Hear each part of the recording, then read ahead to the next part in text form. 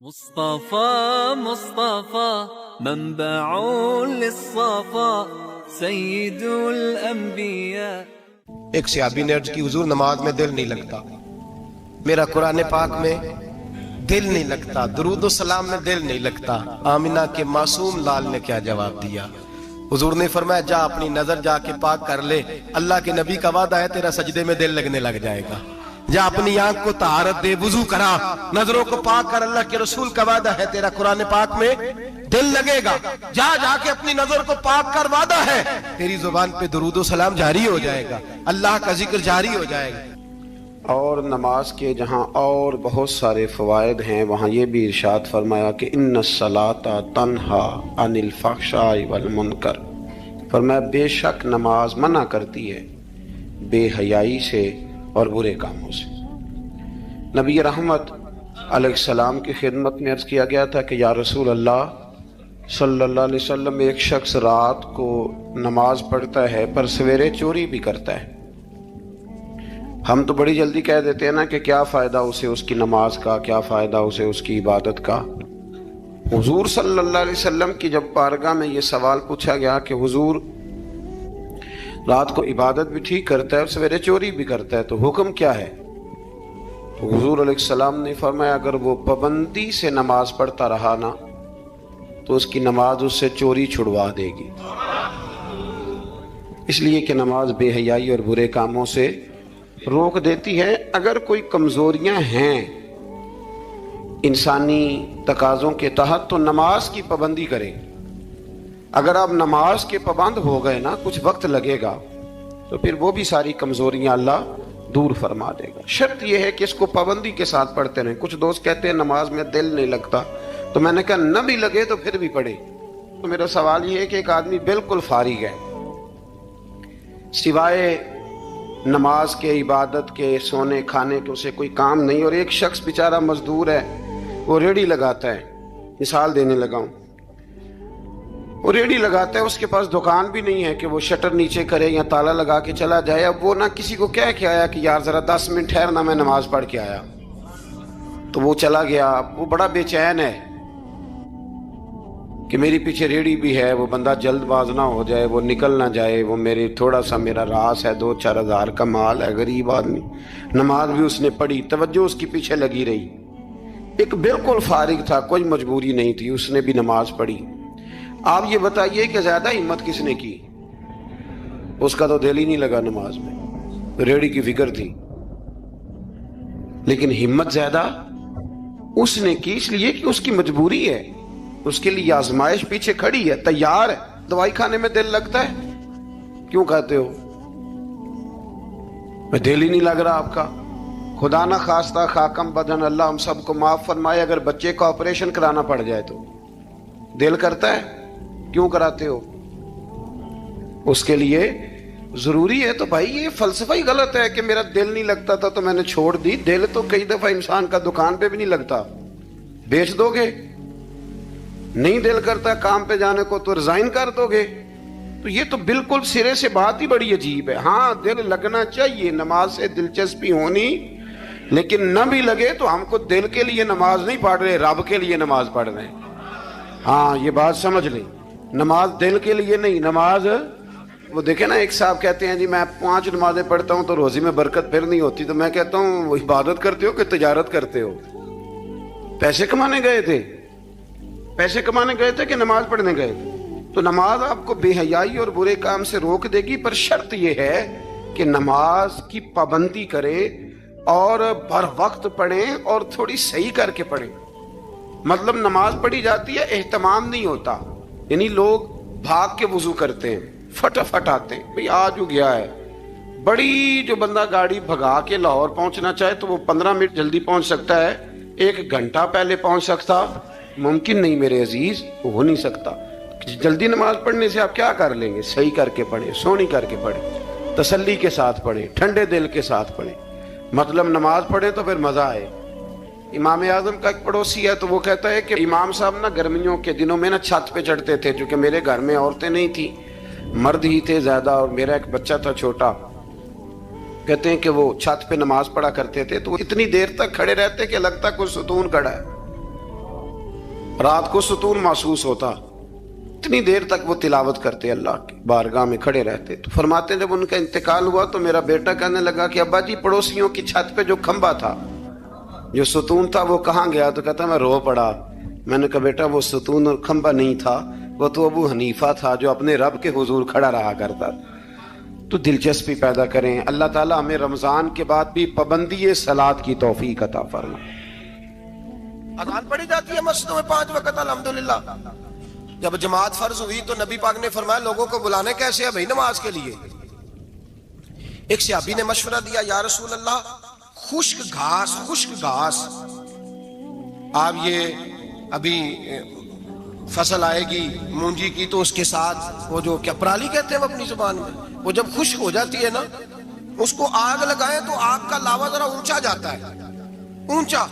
صحابہ نے کہا یا رسول اللہ خشک آگ کو آگ لگائیں گے چھت پہ رکھ کے تھوڑی دیر کے لیے، اور یوں کر کر جب وہ اٹھے گی نا تو سارے مدینے میں خبر ہو جائے گی کہ نماز کا وقت ہو گیا ہے. حضور نے فرمایا ٹھیک ہے. ایک صحابی کہنے لگے یا رسول اللہ صلی اللہ علیہ وسلم اونچا دف رکھ کے زور سے 1-2 دفعہ بجائیں گے لوگوں کو پتا، مختلف باتیں. اللہ کے رسول نے فرمایا جاؤ سو جاؤ، سویرے آؤ گے پھر مشورہ کریں گے کیا کرنا ہے. اور مالک بھی دیکھے کتنا کریم ہے، جو جماعت کا حکم بھیج سکتا ہے وہ اذان کا نہیں بھیج سکتا. لیکن وہ کہتا ہے لوگ کہیں میرے مصطفیٰ کا دروازہ چھوڑ نہ جائے. فرماتا ہے جاؤ میں نے نماز فرض کر دی ہے، طریقہ بھی میرا نبی بتائے گا اور اذان کے سلیقے بھی میرے مصطفیٰ ہی سکھائے گا. سویرے صحابہ اٹھ کے آئے تو حضرت عمر فاروق آئے کہنے لگے حضور میں نے خواب دیکھی ہے. حضور نے فرمایا تم نے بھی دیکھی ہے اور بھی کئیوں نے دیکھی ہے. یا رسول اللہ کیا؟ فرمایا چلو سناؤ. ایک صحابی اٹھے کہنے لگے حضور میں نے خواب دیکھی ہے کہ میں ایک بندہ کانوں میں انگلیاں لے کے کھڑا ہے اور کعبے کی طرف منہ کر کے کہہ رہا ہے اللہ اکبر اللہ اکبر اشہد ان لا الہ الا اللہ اشہد ان محمد رسول اللہ حی علی الصلاۃ حی علی وہ یہ کلمات پکار رہا ہے. حضور نے فرمایا چل تو بھی سنا. کہنے لگا حضور سنانا کیا ہے؟ یہ جو اس نے دیکھا ہے وہی میں نے دیکھا ہے. تیسرے سے کہا تو بھی سنا. کہا حضور جو اس نے دیکھا ہے وہی میں نے دیکھا ہے. چوتھے سے کہا حضور میں نے بھی یہی دیکھا ہے. فرمایا تم نے دیکھا نہیں، یہ میرے رب نے تمہیں دکھایا ہے، یہ اللہ نے تمہیں دکھایا ہے. فرمایا اب نہ آگ جلے گی نہ یہاں کچھ اور ہوگا، بلکہ میرا بلال چبارے پہ چڑھا کرے گا، مینارے پہ کھڑا ہوا کرے گا، اللہ کا نام بھی پکارے گا اور میرے ترانے بھی پڑھا کرے گا. اب اذان ہوگی اور قیامت تک اذان جاری.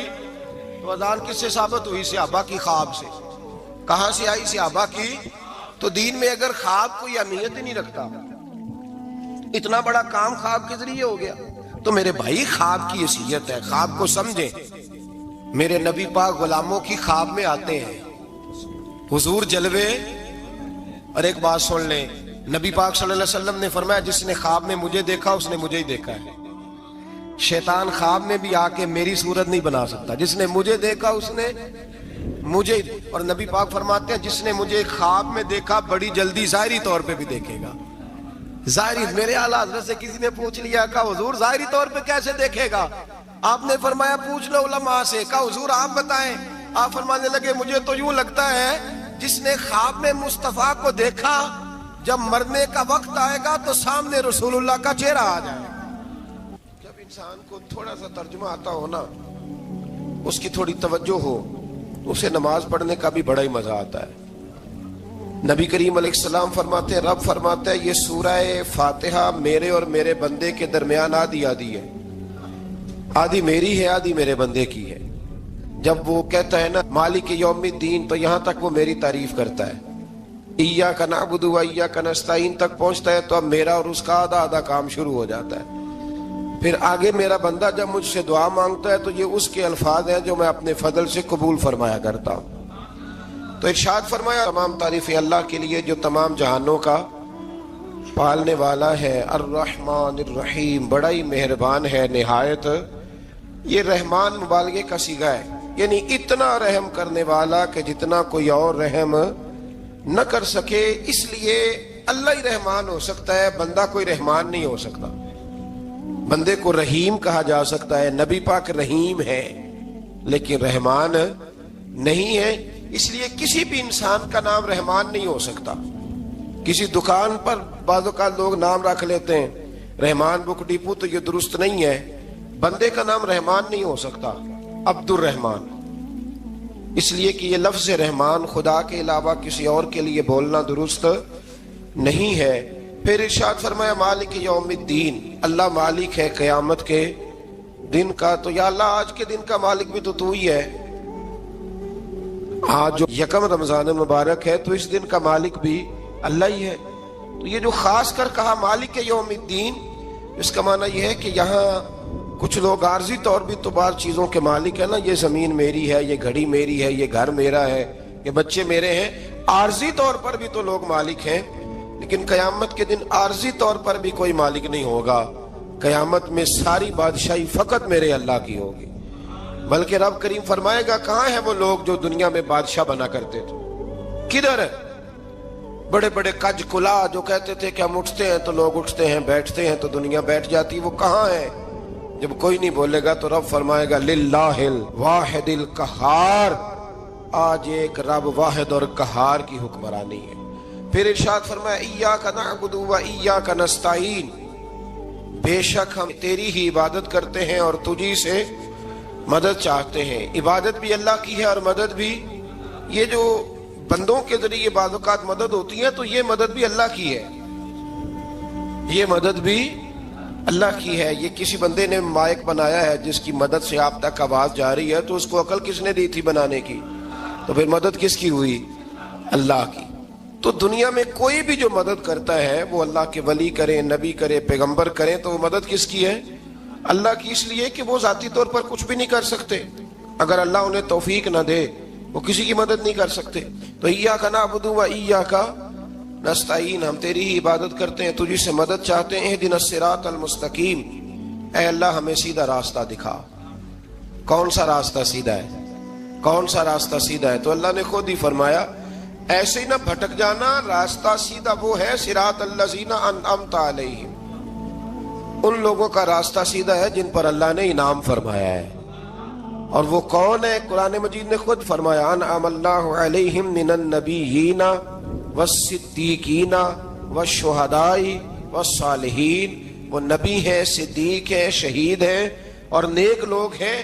فرمایا اپنی مرضی کے راستے پہ چلو گے تو بھٹک جاؤ گے، رب کی بارگاہ میں سوال کرنا کہ وہ تمہیں نبیوں کے، صدیقوں کے، شہیدوں کے اور نیک لوگوں کے راستے پہ چلائے۔ غیر المغضوب علیہم ولا الضالین، نہ ان لوگوں کے راستے پہ چلا جن پر تیرا غضب ہوا، اور نہ ان کے راستے پہ چلا جن پر تو ناراض ہوا، جنہیں تو نے گمراہ کیا، ان لوگوں کے راستے پہ نہ چلا، بلکہ ان لوگوں کے راستے پہ چلا جن پر تیرا انعام ہوا۔ یہ جو لوگ ہیں نا مغضوب علیہم ولا الضالین، ایک گروہ یہودیوں کا ہے اور ایک عیسائیوں کا ہے۔ کہا جا رہا ہے یا اللہ نہ یہودیوں کے راستے پہ چلا اور نہ عیسائیوں کے راستے پہ چلا، ہمیں تو ابو بکر صدیق کے راستے پہ چلا، ہمیں تو عمر فاروق کے راستے پہ چلا، عثمان غنی، مولا علی اور جناب ابو ہریرہ کے راستے پہ چلا۔ اب یہ سورہ فاتحہ کا تو میں نے مکمل ترجمہ عرض کیا۔ سورہ بقرہ یہ قرآن مجید کی سب سے بڑی سورہ ہے۔ ایک حدیث اس کی فضیلت پہ سن لیں، نبی کریم علیہ السلام نے فرمایا جس گھر میں سورۃ بقرہ پڑھی جائے نا، فرمایا جن کیا وہاں سے تو شیطان بھی بھاگ جاتا ہے۔ سورہ بقرہ گھروں میں پڑھیں، یہ سب سے بڑا تعویذ ہے۔ اگر گھر میں جنات ہوں، کوئی آسیب ہوں، اور یہ وہ والا تعویذ ہے جو مدینے والے رسول نے عطا فرمایا ہے۔ یہ سب سے بڑی سورہ ہے۔ مفسرین فرماتے ہیں اگر کوئی استدلال کی قوت رکھتا ہو تو ایک 100 چیز کا اللہ نے حکم دیا ہے، بلکہ امام اعظم فرماتے ہیں 100 تھوڑی ہے، میری نظر سے پڑھو تو 1000 چیزوں کا حکم دیا ہے، 1000 سے منع کیا ہے، اور 1000 قسم کی نصیحتیں اللہ کریم نے سورہ بقرہ کے اندر فرمائی ہیں۔ اس سورہ مبارکہ کا جو پہلا رکوع ہے نا، اس میں جو سب سے پہلی آیت ہے وہ ہے الف لام میم، ان کو کہتے ہیں حروف مقطعات۔ پہلا لفظ ہی جب کوئی قرآن مجید کا پڑھتا ہے نا، بہت بڑا عالم فاضل، بہت بڑا محدث، تو اسے یہ کہنا پڑتا ہے کہ میں نہیں جانتا، اللہ جانتا ہے یا اللہ کا رسول جانتا ہے۔ الف لام میم کا معنی ہم نہیں جانتے، اللہ جانے یا اللہ کا رسول جانے، یا جس کو وہ دونوں بتا دیں وہ جانتا ہے، ورنہ یہ اللہ اور اس کے رسول کا راز ہے۔ یہ آگے ارشاد فرمایا ذالک الکتاب لا ریب فیہ، یہ وہ عظیم کتاب ہے جس میں شک کی کوئی گنجائش نہیں ہے۔ ھدی للمتقین، یہ ہدایت ہے परहेजगारों के लिए सवाल ये होता था कि या अल्लाह, जो मुत्तकी परहेजगार हैं वो तो पहले ही हिदायत पे हैं, तो कुरान भी अगर उन्हें ही हिदायत देगा तो फिर जो गुनहगार हैं उनकी हिदायत कहाँ है? तो इस आया मुकद्दसा का माना मुफस्सिरीन ने ये बयान फरमाया कि मतलब इसका ये है कि कुरान हिदायत देता सबको है, लेकिन इससे हिदायत हासिल मुत्तकी लोग करते हैं। बारिश बरसती है ना सब जगहों पे, लेकिन अगर किसी ने फर्श कराया हो, टाइलें लगवाई हो, तो वहां फल फूल उग सकते हैं, सब्जा उग सकता है। उसके लिए जमीन का जरखेज होना शर्त है। कुरान मजीद सबको हिदायत देता है, लेकिन कुरान मजीद से हिदायत लेते वो है जिन्हें अल्लाह ने तकवे वाला दिल अता फरमाया, डरने वाला दिल दिया। आगे जो आयात है ना 5, उनमें अल्लाह तबारक व तआला ने मुत्तकी लोगों की फजीलत बयान की है, निशानियां बयान की हैं कि वो कौन होते हैं। उनमें पहला इरशाद फरमाया कि मुत्तकी वो होता है जो गैब पे ईमान ले आता है, इस चक्कर में नहीं पड़ता कि आंखों से देखूंगा तो मानूंगा। और दूसरा फरमाया मुत्तकी वो होता है जो नमाज कायम करता है और अल्लाह के दिए हुए रिस्क से अल्लाह के रास्ते में खर्च करता है। और तीसरा फरमाया मुत्तकी वो होते हैं क्या महबूब जो कुरान हमने आप पे नाजिल किया उस पर भी ईमान लाते हैं, और जो आपसे पहले नाजिल किया गया उस पर भी ईमान लाते हैं, यानी तौरात को, ज़बूर को, इंजील को, इसको भी वो मानते हैं। और फिर अल्लाह करीम ने फरमाया उलाइका अला हुदम मिर रब्बिहिम व उलाइका हुमुल मुफलिहून। ये जो लोग हैं ना गैब पर ईमान लाने वाले, नमाज पढ़ने वाले, ज़कात देने वाले, पिछली किताबों को भी मानने वाले, नबियों को भी मानने वाले और रसूल पाक पर ईमान लाने वाले, फरमाया ये वो लोग हैं जो अल्लाह की तरफ से हिदायत पर हैं, और ये वो लोग हैं जो दुनिया में भी कामयाब हो जाएंगे और आखिरत में भी कामयाब हो जाएंगे। फिर आगे ना अल्लाह तबारक व तआला ने कुफार का जिक्र फरमाया है 3 आयात के अंदर। मोमिन के बाद दूसरा दर्जा किसका है जिक्र में? काफिर का। पहले बात हुई 5 आयात में मोमिनों की, अब 3 आयात में जिक्र किया गया पक्के काफिरों का। मोमिन वो होता है जुबान से भी अल्लाह और उसके रसूल को माने, उनकी लाई हुई चीजों को माने और दिल से भी तस्लीम करे। और काफिर वो होता है कि जो ना जुबान से मानता है और ना ही दिल से तस्लीम करता है। फिर अल्लाह तबारक व तआला ने 13 आयात के अंदर, 3 आयतों में काफिरों का जिक्र किया और 13 आयात के अंदर फिर मुनाफिकीन का जिक्र फरमाया है। मुनाफिक किसको कहते हैं?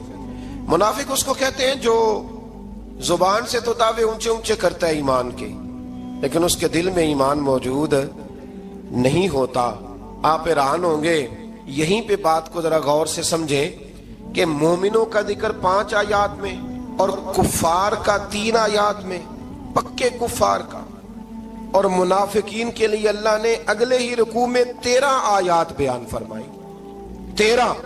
ये खतरनाक गिरोह है मुनाफिकीन का, ये खौफनाक लोग हैं। ये वो छुपी हुई बीमारी है कि जिसको पकड़ना थोड़ा मुश्किल है। कुछ बीमारियों को डॉक्टर कहते हैं ना ये खामोश कातिल है, कत्ल कर देती है पर पता नहीं लगने देती। इसी तरह मुनाफिकीन का टोला है। कुरान मजीद कहता है इन मुनाफिकीन के बारे में वमिनन नासी मन यक़ूलु आमन्ना बिल्लाहि व बिल यौमिल आखिरी व मा हुम बिमुमिनीन। ऐ महबूब कुछ लोग कहते हैं हम अल्लाह और आखिरत पर ईमान लाए, लेकिन वो ईमान लाने वाले नहीं है। तो जब रब कहता है नहीं है, आज किसी को कह दिया जाए ना कि वो बंदा झूठा कलमा पढ़ता है, उसकी बातें नहीं बताती, तो कहते हो आप एक कलमा गो को बुरा कह रहे हैं। तो यहां तो अल्लाह उनके कलमे का भी ऐलान फरमा रहा है और उनके निफाक का भी ऐलान 13 आयात में। और रब फरमाता है युखादिऊन अल्लाह वल्लज़ीना आमनू वमा यख़दऊन इल्ला अनफुसहुम वमा यशउरून। फरमाया वो अल्लाह को धोखा देना चाहते हैं मोमिनों को, हालांकि नहीं धोखा देते मगर अपनी ही जानों को, उन्हें शऊर ही नहीं। अल्लाह तबारक व तआला ने 13 आयात के अंदर मक्का मुकरमा में मुनाफिक कोई नहीं था जब तक हुजूर ने हिजरत नहीं की थी। क्यों? इसलिए कि वहां जो कलमा पढ़ता था उसे मार खानी पड़ती थी। तो किसी को क्या मुसीबत पड़ी थी झूठा कलमा पढ़ के मार खाए। मदीने में जब इस्लामी हुकूमत कायम हो गई ना, तो कुछ लोगों ने इस्लामी हुकूमत से फायदा लेने के लिए झूठे मूठे कलमे पढ़ लिए, अंदर कुफर रखते थे, ऊपर से इजहारे इस्लाम करते थे। तो रब फरमाता है कि इनका ये ईमान काबिल कबूल नहीं है। تو یا اللہ پھر کس کا ایمان قابل قبول ہے؟ تو اللہ کریم نے فرمایا وَإِذَا قِيلَ لَهُمْ آمِنُوا كَمَا آمَنَ النَّاسُ، جب ان سے کہا جاتا ہے نا اس طرح ایمان لاؤ جس طرح دوسرے لوگ لائے، یعنی ابو بکر صدیق کی طرح ایمان لاؤ، عمر فاروق کی طرح ایمان لاؤ، عثمان غنی کی طرح، مولا علی کی طرح، بلال حبشی کی طرح، تو کیا جواب دیتے ہیں؟ قالوا انؤمن كما آمن السفهاء، کیا اس طرح ایمان لائے جس طرح یہ بیوقوف ایمان لائے؟ الا انہم هم السفهاء، اللہ فرماتا ہے خبردار بے شک وہی بیوقوف ہے، ولکن لا يعلمون، لیکن انہیں اس کا علم نہیں ہے۔ وہ کہا کرتے تھے کہ یہ تو بیوقوف ہے معاذ اللہ۔ ابو بکر صدیق نے سارا ہی مال دے دیا نبی پاک کو، عمر فاروق نے آدھا دے دیا، مولا علی نے سارا کچھ حضور کے نام کر دیا، عثمان جو کماتے محنت کے ساتھ وہ سارا وہاں جا کے پیش کر دیتے ہیں، تو بیوقوفی ہے۔ آج بھی کچھ لوگ کہتے ہیں کلمہ پڑھنا چاہیے سیدھا سیدھا، یہ کیا بات ہو گئی؟ کیا بندہ مسیتڑی ہو جائے؟ کاروبار بھی تو کرنا ہے نا، نماز روزہ بھی تو بیوقوفی ہے۔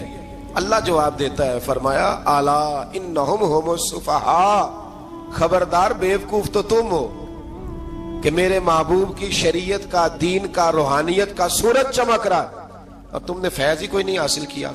تو میرے بھائیوں، صحابہ کا ایمان وہ ایمان ہے، اہل بیت نبوت کا وہ ایمان ہے کہ اللہ کو ایمان بھی وہ والا پسند ہے جو حضور کے غلاموں جیسا ایمان ہو۔ اللہ تبارک و تعالیٰ نے منافقین کا ذکر فرمایا، تو پھر اللہ کریم نے فرمایا یہ تو وہ بیوقوف لوگ ہیں اس آدمی کی طرح جو آگ جب پوری جلا لیتا ہے نا روشنی پھیل جاتی ہے تو پھر اللہ اس کا نور لے جاتا ہے۔ انہوں نے بھی چلاکیاں کر کے تھوڑا سا ماحول بنایا تھا تو اللہ نے ان کے سارے پردے کھول دیے، ان کے پاس کچھ باقی بچا، ان کے پردے کھول گئے۔ رسول کریم علیہ السلام کی بارگاہ میں نا ایک دن ان منافقین نے شرارت کر دی۔ منافقین نے شرارت کیا کی؟ جب حضور صلی اللہ علیہ وسلم نے فرمایا نا پوچھو جو پوچھنا ہے، تو امام راضی کہتے ہیں یہ پیچھے نمازیں پڑھتے تھے، یہ 313 تھے حضور کے پیچھے۔ اگر مدینے میں رہ کے منافق ہو سکتے ہیں تو باقی ملکوں میں بھی تو ہو ہی سکتے ہیں نا جی۔ حضور کے پیچھے نمازیں پڑھتے تھے، تو ایک دن کہنے لگے جی یہ کہتے ہیں جو مرضی پوچھو تو ہم پیچھے نمازیں پڑھتے ہیں، ہمارا انہیں پتہ نہیں۔ جب یہ اعتراض کیا نا حضور کے علم پر، آپ سمجھ لیں کہ حضور کے علم پر اعتراض کرنا طریقہ کس کا ہے؟ طریقہ کس کا ہے حضور کے علم مبارک پر اعتراض کرنا؟ کہنے لگے پیچھے نمازیں پڑھتے انہیں پتہ ہی نہیں۔ جب یہ کہا تو اللہ کے رسول نے نا، جمعے والا دن تھا، حضور نے فرمایا میرے علم پر اعتراض کرتے ہو؟ 70 بندے نام لے کر اور ولدیتیں لے کر، بلکہ بہت سارے ایسے تھے جنہیں کنفرم ہو گیا کہ ولدیت اصل میں ہے کیا، انہیں طے ہو گیا۔ حضور کے بے ادب کے لیے یہ طے کرنا بھی مشکل ہوتا ہے نا، طے ہو گیا کہ ولدیت ہے کیا۔ 70 بندے نام لے کے حضور نے مسجد نبوی سے نکال دیے، فرمایا یا فلاں بن فلاں قم فخرج فإنک منافق، او فلاں کے بیٹے فلاں کھڑا ہو جا، نکل جا، تو منافق ہے۔ حضور نے 70 بندے نکال دیے۔ اب 70 بندے اکٹھے گلی میں نکلیں تو رش تو پڑ جاتا ہے نا۔ حضرت عمر فاروق لیٹ ہو گئے، جمعے میں آ رہے تھے، ان کو جاتے ہوئے دیکھا تو عمر فاروق فرمانے لگے جمعہ ہو گیا ہے بھئی، 70 بندے نکل آئے باہر، جمعہ ہو گیا ہے۔ تو ایک منافق کہنے لگا تھا کہ نہیں حضور نے نکال دیا، تو عبداللہ بن ابی سلول جو ان کا سربراہ تھا نا وہ کہنے لگا چپ کر۔ حضرت عمر سے کہنے لگا ہاں جی ہو گیا ہے۔ وہ بھی کہنے لگا تھا نہیں ہوا، ہمیں نکال دیا گیا ہے۔ تو یہ سردار بولا، کہنے لگا ہو گیا ہو گیا۔ حضرت عمر کہنے لگا چلو جمعہ ہو گیا تو جا کے اندر حضور کی زیارت ہی کر لیتا ہوں، لیٹ تو ہو ہی گیا ہوں۔ حضرت عمر اندر چلے گئے تو پیچھے سے وہ منافقین اپنے سردار سے کہنے لگے کہ 2 منٹ میں عمر کو پتہ چل جائے گا کہ تم نے جھوٹ بولا ہے۔ عمر کو جا کے پتہ چل جائے، کہنے لگا بڑے پاگل ہو، میں نے تمہاری جان بچائی ہے، نبی پاک نے تو مسجد سے نکالا ہے نا۔ تو عمر کو پتہ چل جاتا نا ہم منافق ہیں، تو ابو بکر بھی مسجد میں تھے، علی بھی مسجد میں تھے، عثمان بھی مسجد میں تھے، بچانے والا ہی کوئی نہیں تھا۔ عمر نے تلوار لے کے تو دنیا سے ہی نکال دینا تھا، تو میں نے جان بچائی ہے، آپ جائیں گے نا اندر تو حضور ٹھنڈا کر دیں گے، فرمائیں گے چلو میں نے نکال جو دیا ہے۔ تو یہ وہ منافقین کی جماعت ہے۔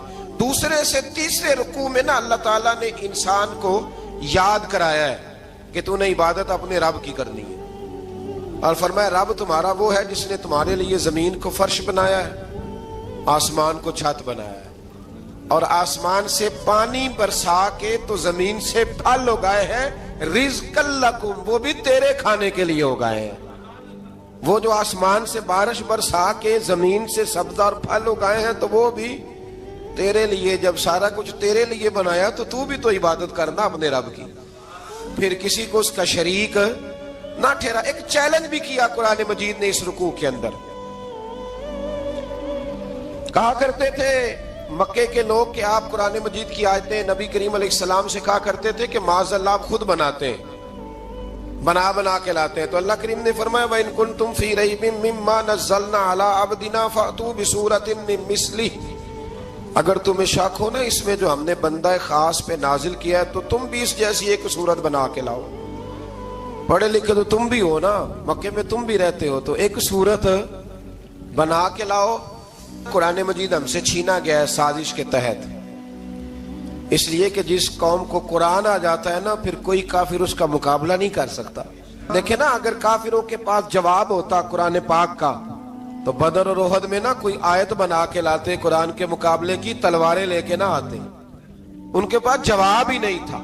اور قیامت تک کسی کافر کے پاس قرآن مجید کا کوئی جواب، قرآن کا کوئی جواب، قسم اللہ کی جواب کوئی نہیں قرآن کا، اس کا کوئی جواب نہیں۔ کیا بات ہے قرآن پاک کی۔ وہ ایک دفعہ مسلمہ کذاب بے ایمان کہنے لگا میں نے بنا لیا ہے قرآن پاک کا جواب۔ معاذ اللہ، جواب کیا بنایا؟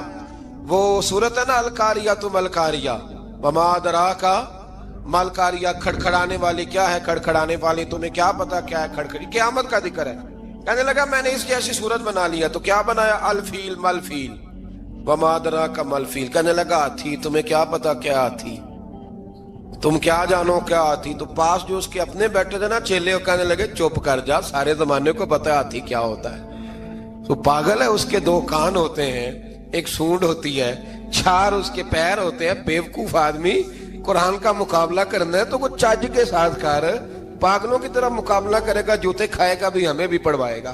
تو قرآن مجید کا کوئی مقابلہ کر سکا؟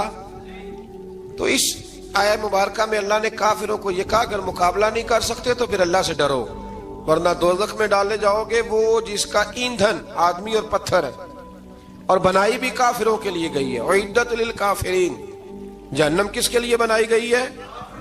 کافروں اور منافقوں کے لیے۔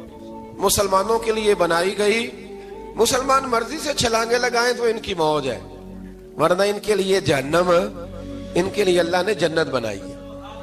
اور یہ بات کرتے ہی رب کریم نے فرمایا اے محبوب علیہ الصلوۃ والسلام، مومنوں کو خوشخبری دے دیں کہ اللہ نے ان کے لیے جنت بنائی ہے، اس میں باغات ہیں، انہیں رزق دیا جائے گا کھانے کے لیے، اور اس میں انہیں پاکیزہ بیویاں دی جائیں گی، اور پھر وہ اس میں ہمیشہ رہیں گے، انہیں اس سے نکالا نہیں جائے گا۔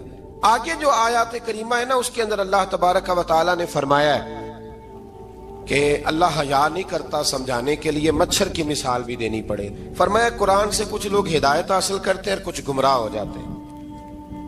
جب لوگ اپنی مرضی کی تشریحات چاہتے ہیں تو گمراہ ہوتے ہیں، اور جب قرآن کو رسول اللہ صلی اللہ علیہ وسلم اور امت مسلمہ کی تشریحات کی روشنی میں سمجھتے ہیں تو پھر اللہ ہدایت عطا فرماتے ہیں۔ نماز پڑھنے سے روزی میں برکت ہوتی ہے کہ نہیں؟ ویسے جو چوپ ہے ان کی بھی ہوتی ہے کہ نہیں؟ نماز پڑھنے سے روزی میں برکت ہے، تو پھر اس کا مطلب یہ ہے کہ جب ٹائم آئے نا نماز کا تو گاہک جتنے مرضی کھڑے ہوں پھر دکان بند کرنی چاہیے، پھر نماز پڑھنی چاہیے، کیونکہ روزی تو اللہ نے دینی ہے، گاہکوں نے تو دینی۔ تو سب سے پہلے ضروری ہے مضبوطی ایمان، توکل، اللہ کی ذات پر بھروسہ۔ آپ کبھی میدان کربلا کا پورا نقشہ اپنے سامنے رکھیں نا، پورا نقشہ، دو چیزیں ہیں، امام حسین کو نظر آ رہا ہے اب شہادت ہو جائے گی، اتنی بڑی فوج آئی ہے، خدا کی حکمت کے تقاضے سمجھ میں آ رہے ہیں، حالات کیا ہوں گے سمجھ آ رہی، پر ایک لمحے کے لیے بھی ان کا توکل کمزور نہیں ہوا۔ اپنے رب پر جو مضبوط بھروسہ ہے، مضبوط، سیدہ طیبہ طاہرہ حضرت فاطمہ الزہرا رضی اللہ تعالی عنہا نا اونٹ کے بالوں کی بنی ہوئی چادر اوڑھ کر چکی پیس رہی تھی، یہاں بیویاں بڑا روتی ہیں، غریبی بڑی ہے، بڑی غریبی ہے. حالانکہ اب کون بندہ پیبند والے کپڑے پہنتا ہے جی، دور ہی گزر گیا. اب تو بڑی مشکل سے وہ لوگ ملتے ہیں جو جوتا ٹوٹ جائے تو گانٹھ کے پہنے، ورنہ تو نئے جوتے آ جاتے ہیں. حضرت سیدہ پاک اونٹ کے بالوں کی بنی ہوئی چادر اوڑھ کے چکی پیس رہی تھی. نبی پاک صلی اللہ علیہ وسلم نے دیکھا، آنکھوں میں آنسو ضرور آئے، پر محبوب نے فرمایا فاطمہ دنیا میں تھوڑی سی تکلیف برداشت کرو، قیامت کی ساری عزتیں اللہ آپ کو ہی عطا فرمائے گا. تو توکل کی مضبوطی، اللہ کی ذات پر بھروسہ، اپنے رب کریم کے ساتھ امیدوں کا وابستہ کرنا، اس سے مضبوطی آئے. دوسرا فرمایا وَعَمِلُوا الصَّالِحَاتِ، بہترین عمل کیا جائے زندگی میں، نیک اعمال کیے جائے، وقت ضائع نہ کیا جائے. ہر وقت کوئی نہ کوئی کام بندہ کرتا رہے. یہاں بہت سارے لوگ ہیں جن کو لوگ نیک کہنا شروع کر دیتے ہیں نا، وہ سمجھ لیتے ہیں شاید ہم سچی مچی نیک ہیں. لوگ جو کہتے ہیں حضرت صاحب قبلہ، پیر صاحب قبلہ، میں یہ طالب علموں کو، دوستوں کو، بلکہ اپنے آپ کو بھی کئی دفعہ کہتا رہتا ہوں، اپنے آپ کو سمجھاتا ہوں کہ یہ لوگ تجھے کہہ رہے ہیں حضرت صاحب، یہ تو رات کو تو اپنے آپ سے پوچھنا، اپنے رب سے پوچھ. کبھی موقع ملے تو اپنی گریبان میں جھانک، غور کر کے تیری کیفیت کیا ہے. تنہائی میں تیرا دل اللہ سے جڑتا ہے کہ نہیں؟ عبادت میں دل لگتا ہے کہ نہیں؟ خدا کا خوف دل میں رہتا ہے کہ نہیں؟ غریب کی محبت، عزیزوں قربت والوں کا احساس طبیعت میں موجود رہتا ہے کہ نہیں؟ ویسے تو میرا مطلب ہے، لوگ کہہ دیتے ہیں حاجی صاحب آپ بڑے سخی ہیں، تو اس سے تو نہیں نا بندے نے سخی ہونا. سخی تو تب ہونا ہے جب اللہ کی بارگاہ میں مقبول ہوگا. اعمال صالحہ، نیک کام، اور وہ کرتا رہے بندہ، کوئی بھی کام اسے نیکی کا مل جائے نا. دیکھو نبی پاک صلی اللہ تعالی علیہ وسلم نے فرمایا نیکی کو کبھی حقیر نہیں سمجھنا، کبھی حقارت سے نہیں نیکی کرنی کہ یہ بڑی چھوٹی ہے تو میں اس کو کروں. اب فرمایا کبھی حقیر نہ سمجھنا، نیکی کا کام جو بھی ملے کر دینا. فرمایا اگر بھائی سے مسکرا کے ملو گے بھی نا تو اس پر بھی اللہ تمہیں صدقے کا ثواب عطا کرے گا. ہم تو اس دین سے کے ماننے والے ہیں جو کہتا ہے تو گلی سے روڑا اٹھا دے، کانٹا اٹھا دے، کسی کی تکلیف دور کر دے، کسی اس پر گنجائش کر دے، کسی کے لیے آسانی کر دے. جو بھی خیر کا کام میسر آئے پورے دن میں اسے چھوڑے نہیں. صبح گھر سے نکلیں، وہ ایک صحابی تھے، غالباً تابعی تھے، تو بازار جاتے اپنے غلام کے ساتھ تو سارا بازار گھوم کے واپس آ گئے. خادم نے کہا جناب کو نہ کوئی خریدا نہ کچھ بیچا. تو آپ سارا بازار گھوم کے آ گئے. فرمانے لگے تیرا کیا خیال ہے؟ میں نے کچھ بھی نہیں کیا. کہا جناب پھر کیا کیا ہے؟ فرمانے لگے تم نے دیکھا جو بندہ بھی گزرا ہے میں نے اس کو کہا السلام علیکم، تو کتنی کو نیکیاں میں جمع کر کے آ گیا ہوں. کوئی خیر جو میسر آئے. ہم سمجھتے ہیں کہ شاید کوئی کروڑ کو روپیہ ہوگا تو پوری مسجد بناؤں گا تو پھر میں نے نیکی کر دی ہے. شاید جناب میں، حالانکہ یہ چھوٹے چھوٹے کام ہیں نا، چھوٹے چھوٹے کام، ان سے تو ان کی تو زیادہ ضرورت ہوتی ہے، ان کی تو زیادہ حاجت ہوتی ہے.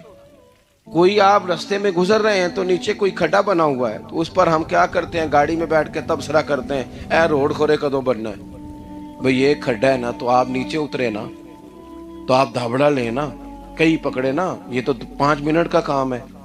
یہاں آسانی کر دیں نا، آپ اس میں گنجائش کر دیں. حضور سید عالم علیہ السلام نے فرمایا، امام راضی نے حدیث لکھی ہے، قیامت کے دن ایک بندے کو اللہ معاف کرے گا تو مالک وہ بندہ عرض کرے گا یا اللہ میں تو بڑا گناہگار ہوں، کس وجہ سے معافی ہوئی؟ فرمایا رات کے وقت تو گزر رہا تھا، تیرے پیر سے روڑا ٹکرایا تھا اور تو نے اٹھایا ادھر ادھر دیکھ کے کہ کوئی اللہ کے کسی بندے کو تکلیف نہ ہو جائے. کہ مالک کو وہ تو میں نے زمانہ بیت گیا، کوئی اتنی بڑی بات بھی نہیں سمجھی. تو رب کریم نے فرمایا تو رات کے اندھیروں میں بھی میرے بندوں کا خیال رکھتا تھا تو میں تیرا خیال نہ کروں؟ کوئی عمل ہمارے ہاں لوگ کوئی کام نہیں کرتے، بالکل نہیں، کوئی کام نہیں. نہ بڑے نہ چھوٹے نہ سمجھدار نہ ان پڑھ، کچھ بھی نہیں. نشستن گفتن برخاستن، بیٹھو راج کے گپے مارو، تبصرے کرو فلانا کچھ نہیں کر رہا، فلانا کچھ نہیں کر رہا، اس کے بعد اٹھ کے چلے جاؤ. کچھ کریں. وعملوا الصالحات، نیکیاں جمع کریں زندگی میں، خزانہ بنائیں، خزانہ. اپنی ڈیوٹیاں اپنی ذمہ داریاں پوری کریں. ہر وقت کام، ہر وقت ذمہ داری، ہر وقت ڈیوٹی. دیکھیں نا امام حسن اور حسین، ان کی آپ کبھی زندگی کا مطالعہ کریں. فرض نماز کے علاوہ 100 رکعت نماز نفل روز پڑھنی ہے. پتہ کرنا ہے غریب کہاں کہاں ہیں، ان کا خیال رکھنا ہے. اور نیرے پیسے نہیں دینے. ہمارے لوگ غریبوں کو پیسے ضرور دیتے ہیں، عزت نہیں دیتے. ان کو 4 پیسے کی مدد ضرور کر دیتے ہیں، پر عزت نفس کا خیال نہیں رکھتے. امام زین العابدین رضی اللہ تعالیٰ عنہ فرماتے ہیں، گزر رہے تھے، آپ دیکھیں نا، امام غزالی حدیث لائے ہیں کہ بندہ اور کچھ نہ کرے، کسی مومن کا دل راضی کر دے تو اللہ 60 سال کی نفلی عبادت کا ثواب عطا کرتا ہے.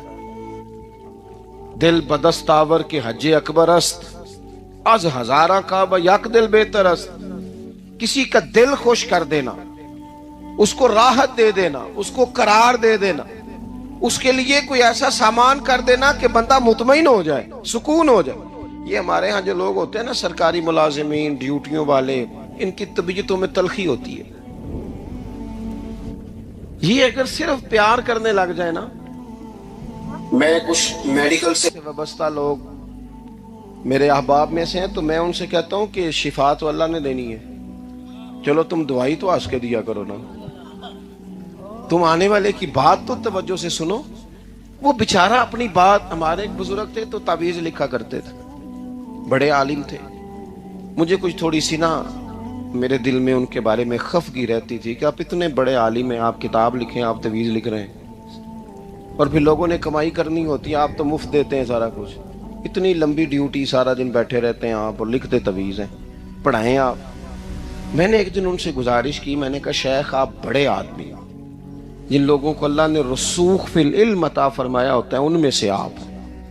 اللہ نے آپ کو پختگی دی ہے علم میں، شعوری عالم ہے آپ، سارا دن تعویذ. فرمانے لگے یار میں تعویذ نہیں لکھتا، اصل مسئلہ یہ ہے کہ جو تعویذ لینے آتا ہے وہ اپنا سارا دکھ سناتا ہے. تو میں تعویذ نہیں لکھتا، میں نا بس لوگوں کے کلیجے ٹھنڈے کرتا ہوں. میں کسی کا، اب تو بچوں کے پاس ٹائم ہی نہیں، وہ تو ابا کا دکھ نہیں سنتے، بالکل نہیں. وہ تو ڈھونڈتے ہیں کوئی کونا ملے تو جا کے موبائل دیکھیں، وہ تو بیٹھتے ہی نہیں. اماں کہہ رہی ہوتی ہے کہ پتر کو 10 منٹ میرے پاس بھی بیٹھا کر، لیکن پتر مصروف بڑا ہے، ویڈیو چڑھانی ہے اس نے، ٹک ٹاک بنانا ہے اس نے نئی تصویر چڑھانی ہے. ہم الجھ گئے. یہ چیزیں انسان کو نفسیاتی طور پر کمزور کر دیتی ہیں. جو لوگ زیادہ یہ کام کرتے ہیں ان کے حافظے کمزور ہو جاتے ہیں، وہ الجھ جاتے ہیں، انہیں پتہ نہیں ہوتا رات میں نے کیا کہا تھا، صبح میں کیا کہہ رہا ہوں. ہر وقت نہیں، ضرورت کے وقت، ہر ٹائم نہیں، مخصوص اوقات میں. حضرت امام زین العابدین رضی اللہ تعالیٰ عنہ فرمانے لگے، ہم گزر رہے تھے، امام حسین ساتھ تھے، تو رستے میں نا کچھ غربا، غریب لوگ بیٹھ کے کھانا کھا رہے. کہتے ہیں ہماری ان پر نظر. آیت نمبر 46 میں اہل کتاب سے بحث اور مباحثہ اور مجادلہ کے آداب اور اسلوب تبلیغ کے شائستہ اور پسندیدہ ہونے کا بیان کیا گیا. جب آپ تبلیغ کریں تو آپ کے جملے بڑے شستہ ہونے چاہیے، صاف ستھری بات آپ کریں. قرآن مجید نے کہا نا ادعو الی سبیل ربک بالحکمہ والموعظۃ الحسنہ، لوگوں کو اللہ کی طرف بلاؤ تو خوبصورت نصیحت کے ساتھ، حکمت کے ساتھ اور اچھے انداز میں. اب تو اللہ تعالیٰ معاف کرے، کبھی کبھی سوچ میں پڑ جاتے ہیں کہ یہ مطلب کیا ہو رہا ہے. یعنی اب مولوی کے نام کے نیچے لکھا ہے فنی مولوی، یہ مولوی کے نام کے نیچے لکھا ہے، اور اس کو دیکھنے والوں کی تعداد لاکھوں میں ہوتی ہے، کہتے ہیں یہ مولوی فنی ہے.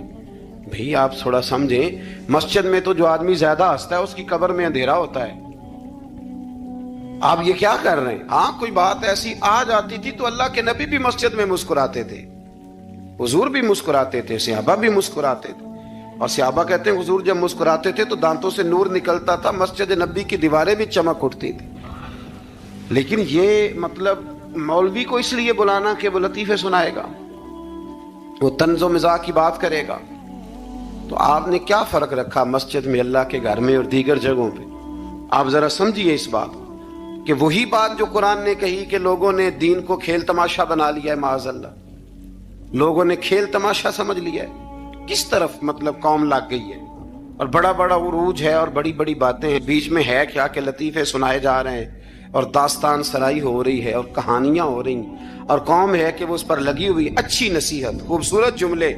میرے رسول کریم علیہ السلام کے غلام کہتے ہیں حضور جنت کا ذکر کرتے تھے تو یوں لگتا تھا ہم جنت کی سیر کر رہے ہیں، حضور دوزخ کی بات کرتے تو ہمارے خوف سے رونگٹے کھڑے ہو جاتے، اور حضور قیامت کا ذکر کرتے تو یوں لگتا کہ نکل کے باہر جائیں گے تو قیامت آ جائے گی۔ یہ انداز تھا حضور کا بات کرنے کی، تو لہذا بڑی شستہ، بڑی صاف ستھری اور بڑی میٹھی اور بڑی ٹھنڈی بات کریں۔ دین کی بات جب آپ کریں تو پھر اس میں حسن چھلکے۔ عام آدمی اور دیندار آدمی کے لب و لہجے میں فرق ہونا چاہیے، اسے سمجھنا چاہیے۔ اللہ توفیق عطا فرمائے۔ رسول اللہ صلی اللہ علیہ وسلم کی صفات میں سے ایک صفت نبی امی ہونا بھی ہے۔ امی کا معنی اعلیٰ حضرت نے فرمایا بے پڑھا ہوا، جس نے دنیا میں کسی سے پڑھا نہ ہو، یعنی آپ نے رسمی طور پر لکھنا پڑھنا نہیں سیکھا۔ اس میں بھی اللہ تعالیٰ کی بے پناہ حکمت ہے کہ حضور نے دنیا میں آ کے پڑھنا لکھنا نہیں سیکھا۔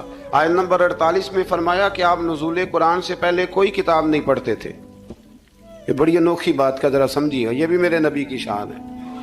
حضور نے قرآن کے نازل ہونے سے پہلے رب فرماتا ہے کوئی کتاب پڑھی ہی نہیں، کوئی کتاب حضور نے پڑھی نہیں، لیکن حضور تورات کی باتیں بھی بتاتے تھے، انجیل اور زبور کی باتیں بھی بتاتے تھے، وہ نہیں پڑھا حضور نے، اور نہ ہی نبی پاک علیہ السلام دائیں ہاتھ سے لکھتے تھے، لیکن حضور کا لکھنا بہرحال ثابت ہے۔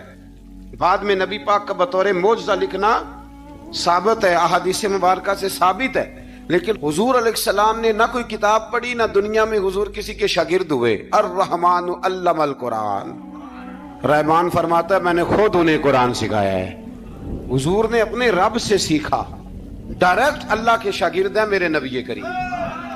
اور یا اللہ کیا سکھایا، کیا سیکھا؟ تو فرمایا وَعَلَّمَكَ مَا لَمْ تَكُنْ تَعْلَمْ، محبوب جو نہیں جانتے تھے رب نے سارا ہی سکھا دیا ہے۔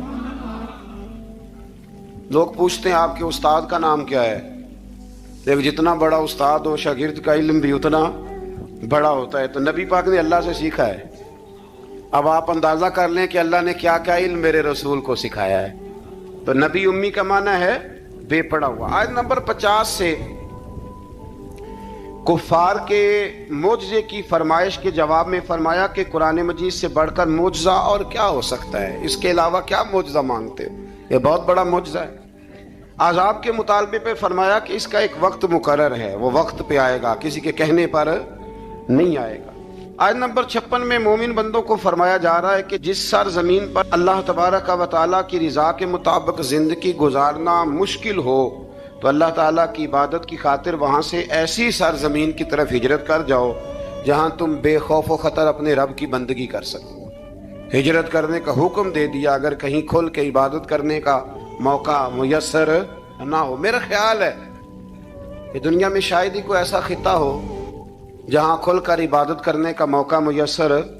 میں نے برطانیہ میں ایک مدینہ مسجد دیکھی، بہت بڑی وسیع مسجد، میں نے ایک جمعہ وہاں پڑھایا، تو جمعے کے بعد ہم نمازیوں کے بیچ بیٹھے، میں نے کہا ہم نے بڑی شاندار مسجد بنائی، تو وہ کہنے لگے کہ یہاں کی حکومت نے ہمارے ساتھ تعاون کیا۔ آپ حیران ہوں گے میری بات سن کے۔ وہ کہنے لگے جب ہم مسجد تعمیر کر رہے تھے تو یہاں سے پیچھے سے ایک روڈ گزرتا تھا، ہماری مسجد میں آڑے آتا تھا، تو ہم نے گورنمنٹ کو اپلیکیشن دی کہ یہ روڈ آ رہا ہے، تو کہتے ہیں مسجد کی خاطر گورنمنٹ نے روڈ بند کر کے روڈ اوپر سے گزار دیا ہے۔ اب تو عبادت کرنے کی تو کوئی دقت نہیں، پر شرط یہ ہے کہ عبادت کرنے والے بھی تو ہونے چاہیے نا۔ عبادت کرنے کی کوئی پریشانی اور نہ بھی ہو تو اللہ کے محبوب کے لیے اللہ نے ساری زمین کو مسجد بنا دیا ہے۔ حضور فرماتے ہیں میرے قدموں کی برکت سے ساری زمین مسجد بن گئی، جہاں سجدہ کرو گے رب قبول کر لے گا، پر شرط یہ ہے کہ بندہ سجدہ کرے۔ فرمایا اور کتنے ہی جانور ہیں جو اپنا رزق اٹھائے نہیں پھرتے، ان کو اللہ رزق دیتا ہے اور تم کو بھی، یعنی انسان کتنی ہی منصوبہ بندی کیوں نہ کرے، اسباب کا اختیار کرنا بجا ہے، لیکن رازق حقیقی طور پر صرف اللہ تعالیٰ ہی ہے۔ جانوروں کو کبھی دیکھیں آپ نے کہ انہوں نے گٹھڑیاں باندھ کے اپنا رزق باندھا ہو؟ تو اللہ فرماتے ہیں جن کا کوئی سبب نہیں، جب میں انہیں دیتا ہوں تو تمہیں کیوں نہیں دوں گا؟ رزق دینے والا اللہ ہے۔ پھر آگے جا کے آیت نمبر 64 میں فرمایا کہ دنیاوی زندگی کے کھیل اور تماشا ہونے اور اخروی زندگی میں اصل زندگی ہی تمہارے لیے وہ ہے جو آخرت کی زندگی ہے۔ دنیاوی زندگی تو صرف کھیل اور تماشا ہے، کھیل ہے۔ مطلب جب کوئی دنیا سے چلا جاتا ہے تو پھر لوگ کیا کہتے ہیں؟ کوئی کیا کر سکتا ہے؟ کر سکتا ہے کچھ؟ یہ تو ایک کھیل اور تماشا سا ہے۔ مطلب میں نے بچے پالے تو پھر بعد میں میرے بچوں نے بچے پالنے شروع کر دیے، پھر ان کے بچوں نے بچے، اور بہت بڑا لفظ ہے جناب یہ ہمارے پاس، بچوں کے لیے کر رہا ہوں جی۔ اور ابا جی کی عمر 85 سال ہو جاتی ہے تو بچے کہتے ہیں ابا ایک دکان ہی دے دے، کہتے تو ہنوں نہیں دینی، اونج تہاڈے لیے کمایا ساری عمر۔ تو میں کہتا ہوں یہ جو بچوں کا بہانہ ہے نا، یہ بہانہ ہے۔ بینک بیلنس اپنے نام کا، مکان اپنے نام، گاڑی، اور روز کہتا کیا ہے؟ اور بھائی میں یہ کہہ رہا ہوں کہ یہ بہانہ ہے، بچوں کے لیے ہے، بالکل ٹھیک ہے، لیکن بچوں کے کام تو آئے گا نا ہمارے جانے کے بعد۔ آج تو مالک اور وارث ہم ہی ہے نا، اس لیے تھوڑا نکلیں اس کھیل تماشے سے، اس آخرت کی بھی فکر کریں۔ امام زین العابدین گھر میں نماز پڑھ رہے تھے تو آگ لگ گئی، لوگ بجھاتے رہے، امام صاحب نماز پڑھتے رہے۔ نماز کے بعد لوگوں نے کہا حضور ہم آگ بجھا رہے تھے، آپ نے توجہ ہی نہیں کی۔ فرمایا تم دنیا کی بجھا رہے تھے، میں قیامت کی بجھا رہا تھا، میں دوزخ کی آگ بجھا رہا تھا۔ ادھر بھی تھوڑی توجہ کریں۔ یا نبی سلام علیکہ، یا رسول سلام علیکہ، یا حبیب سلام علیکہ، صلوات اللہ علیکہ، یا نبی سلام علیکہ، یا رسول سلام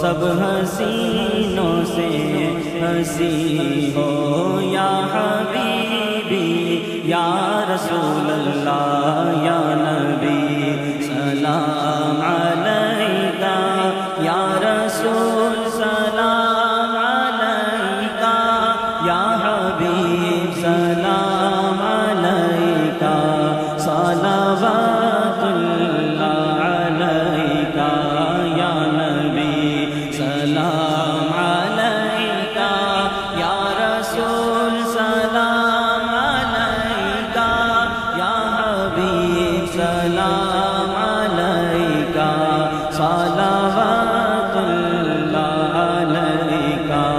غم شناس بھی تم ہی ہو، دل کے پاس بھی تم ہی ہو، دل کی آس بھی تم ہی ہو، دل کو راس بھی تم ہی ہو، یا حبیبی یا رسول اللہ، یا نبی سلام علیکہ، یا رسول سلام علیکہ، یا حبیب سلام علیکہ، صلوات اللہ علیکہ، یا نبی سلام علیکہ، یا رسول سلام علیکہ، یا حبیب سلام علیکہ، صلوات اللہ علیکہ۔ مصطفیٰ خیر الورا ہو، سرور ہر دو سرا ہو، اپنے اچھوں کا تصدق ہم بدوں کو بھی روا ہو، کس کے پھر ہو کر رہے ہم، گر تم ہی ہم کو نہ چاہو، ہم وہی سزا کے قابل، تم وہی رحم خدا ہو۔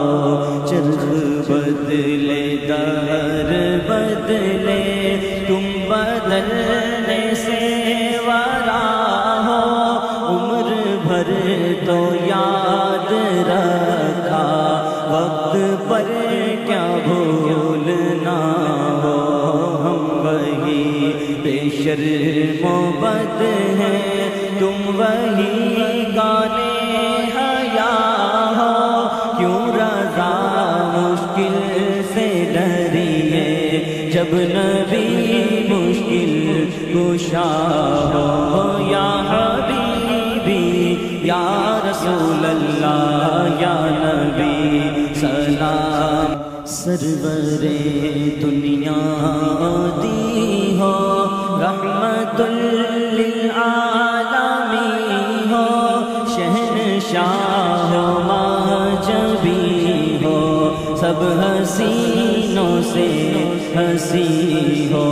یا حبیبی یا رسول اللہ یا نبی سلام علیکہ، یا رسول سلام علیکہ، یا حبیب سلام علیکہ، صلوات اللہ علیکہ۔ سرور دنیا دی ہو، رحمت للعالمین ہو، شہنشاہ ماجبی ہو، سب حسینوں سے ہنسی ہو۔ یا حبیبی یا رسول اللہ یا نبی سلام علیکہ، یا رسول سلام علیکہ، یا حبیب سلام علیکہ، صلوات اللہ علیکہ۔ غم شناس بھی تم ہی ہو، دل کے پاس بھی تم ہی ہو، دل کی آس بھی تم ہی ہو، دل کو راس بھی تم ہی ہو۔ یا حبیبی یا رسول اللہ یا نبی سلام علیکہ، یا رسول سلام علیکہ، یا حبیب سلام علیکہ، صلوات اللہ علیکہ۔ مصطفیٰ خیر الورا ہو، سرور ہر دو سرا ہو، اپنے اچھوں کا تصدق ہم بدوں کو بھی ربا ہو۔ کس کے پھر ہو کر رہے ہم، گر تم ہی ہم کو نہ چاہو، ہم وہی سزا کے قابل، تم وہی رحم خدا ہو۔ چرخ بدلے دہر بدلے، تم بدلنے سے ورا ہو، عمر بھر تو یاد رکھا، وقت پر کیا بھولنا ہو۔ ہم وہی بے شرم و بد ہیں، تم وہی گانے حیا ہو، کیوں رضا مشکل سے ڈریے، جب نبی مشکل کشا ہو۔ یا حبیبی یا رسول اللہ یا نبی سلام